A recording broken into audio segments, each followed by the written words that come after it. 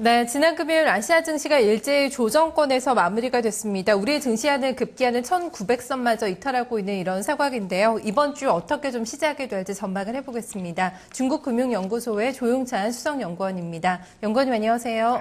예, 안녕하십니까? 네, 반갑습니다. 일본장도 조정을 받았습니다. 지금 9,000엔선을 내주고 있는 상황인데 오늘 좀 기술적인 반등 기대할 수 있을까요? 네, 아무래도 좀 반등을 할 것으로 보여지는데요. 이는 화요일부터 열리는 금융정책결정회의에서 추가 금융 완화가 나올 것으로 보여지기 때문입니다. 아무래도 이런 부분들이 투자 심리를 안정시킬 것으로 보여지는데요. 지금 문제는 이미 주가의 자산 매입 기금 10조엔을 증액하는 것이 반영이 되어 있기 때문에 주가가 추가적으로 이제 더 올라가기 위해서는 아무래도 과감한 완화책이 나와야 될 것으로 보여집니다. 그렇지 못한다면은 엔고를 막지를 못하기 때문에 외국인들의 주도로 공격적인 선물 매수세가 언제 매도로 들어설 수 없는 상황입니다. 이번 주에는 한 1,000여 개의 기업들이 실적을 발표하는데요. 혼다나 코마츠, 파나소닉, TDK, 뉴센 그리고 소니와 같은 수출주들이 발표가 됩니다. 그만큼 실적 하향 조정에 대한 압력도 커질 수 있는데요. 하지만 상장 기업들의 자사주 매수라든지 중간 배당액이 지금 늘어나고 있기 때문에 외부적인 악재로 인해서 주가 하락이 있더라도 그렇게 크지는 않을 것으로 보여집니다. 이번 주에는 계속 실적과 관련된 중소형주를 찾는 종목장이 활발하게 펼쳐지지 않을까 보여집니다. 네, 일본에서도 실적 시즌 분위기가 그렇게 긍정적이지만은 않은 것 같습니다. 지표는 어떨까요? 이번 주에도 많은 좀 실물 경제 지표가 나오게 되는데요. 경기 회복에 대한 이런 신호를 좀 징후를 발견할 수가 있을까요? 아직은 경기 회복에 대한 신호를 찾을 수는 없을 거로 보여지는데요. 오늘은 9월달 소매 판매가 발표되는데요. 전년 대비해서 마이너스 1.1%로 2개월 만에 마이너스로 돌아설 것으로 보여집니다. 에코 자동차 보조금이 종료됐기 때문에 자동차 판매가 감소했고요. 늦더위가 계속되면서 가을철 상품인 의류 판매가 감소했기 때문에 그런 것으로 보여집니다. 화요일 날에는 9월달 산업 생산이 발표되는데요. 전월 대비해서 마이너스 3.5%로 3개월 연속 감소세를 보일 것으로 예상이 됩니다. 유럽과 중국에 대한 수출 감소가 전 업종에 부정적인 영향을 끼친 것으로 보여지는데요.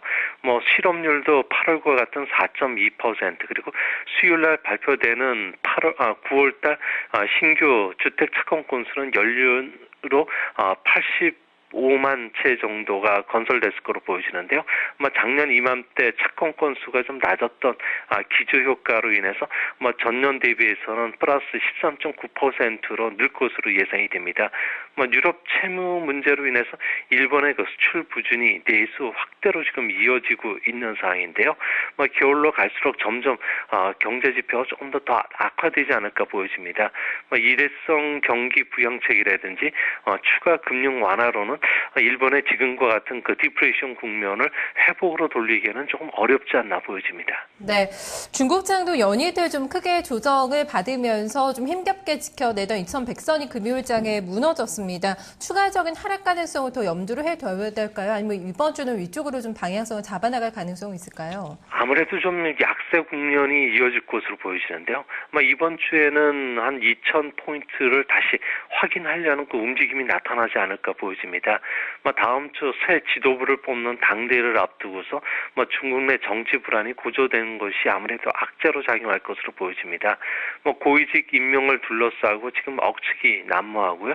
후보자들 간의 부패 스캔들이라든지 해외에서 주로 이런 스캔들 문제가 좀 오르내리면서 투자자나 기업인들이 모두 혼란스러워하는 그런 모습입니다. 목요일 발표되는 국가통계국의 10월 제조업 PMI 같은 경우는 50.5로 50선을 다시 회복할 것으로 보여지는데요. 이로 인해서 금융 완화를 비롯해서 추가 경기 부양책을 서둘러 발표하지 않는 것도 좀 부담이 될 것으로 보여집니다. 특히 3분기 실적을 예고한 1,664개 기업들의 순이익 를 보면 전년 동기 대비해서 18% 정도 감소할 것으로 보여지는 것도 악재로 작용할 것으로 보여지는데요. 특히 대규모 채권 발행을 앞두고 있기 때문에 콜 금리가 지금 급등을 하고 있습니다. 그래서 증시 주변의 유동성 부족도 아무래도 좀 투자 심리를 위축시키는 요인으로 작용할 것으로 보여집니다. 네, 정책적인 불확실성 그리고 역시 또 실적의 발목이 잡히면서 중국장도 좀 어려운 상황에 놓여 있는 것 같습니다. 지표는 어떨까요? 지난달에 나왔던 것을 보면 조금씩이나마 좀 개선되고 있는 모습이 포착이 되고 있는데요. 향후 이 경기 회복에 이제 열쇠를 쥐고 있다고 할 수가 있겠죠. 이 재고 조정은 바닥을 통과하고 있다고 볼 수가 있을까요? 네, 지금 현재 그 에코 가전 하향이라든지 인프라 투자에 진행이 되고 있음에도 상품 재고는 4월부터 5개월 연속 좀 급속하게 증가를 하고 있는데요.